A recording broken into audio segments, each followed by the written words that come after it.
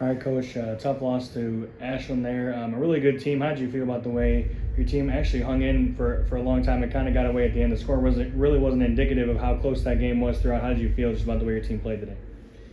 It's like a lot of games this season. We have a pretty good first half. We go in the second half. We talk about some things that we did good, some stuff that we need to do a lot better, and our focus, our discipline. It hasn't been sustainable for longer periods of time, and so. In a game like this, where you're playing against teams that are veteran teams, that are physical, everything is kind of magnified a little bit, and that's what happened today. What was the difference, I guess, in a wider scale between the first half and the second half? Obviously, you take a 7-point lead into half, and then it slips away in the second half. What did you see as kind of the biggest difference in those two halves? The same thing, just our focus in doing the game plan. We're doing the things that we did well before. Our focus and then the discipline, right, to be consistent with that. Our discipline to not foul and have bad fouls and to be in a bonus for the whole second half. You have a lot of your better players on the bench for longer periods of time, and now, the game is in balance, and and they have momentum, and credit to them.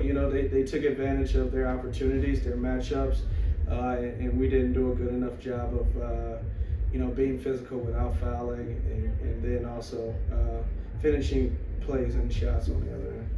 Yeah, it seems like this team they go on pretty big spurts where you're like, wow, this team can hang with anybody in the country, and then they come back a little bit, and you're like, what's going on here? This isn't the same team we just saw 5 minutes ago. How do you go about taking those spurts and putting them over longer periods of time? Is it that focus you're talking about? Is it just kind of something that is building within the program so far? Yeah, it's a process, because our guys are still learning, the things that it takes to have success. I think in some aspects, there's a belief that it's just happening.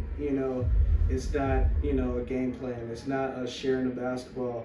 It's just, things that happen. And so we don't keep and maintain that discipline for longer periods of time.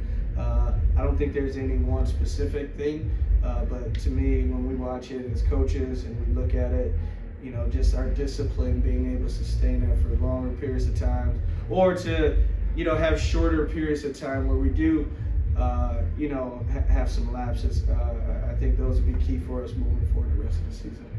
Yeah, I thought Avery Lewis played obviously a tremendous game offensively. What did you like from him? What did you see from him on the offensive end that allowed him to kind of make his mark on this game? Yeah, he does what he does. I think that's one of those things that we've kind of understand who he is and what he's about.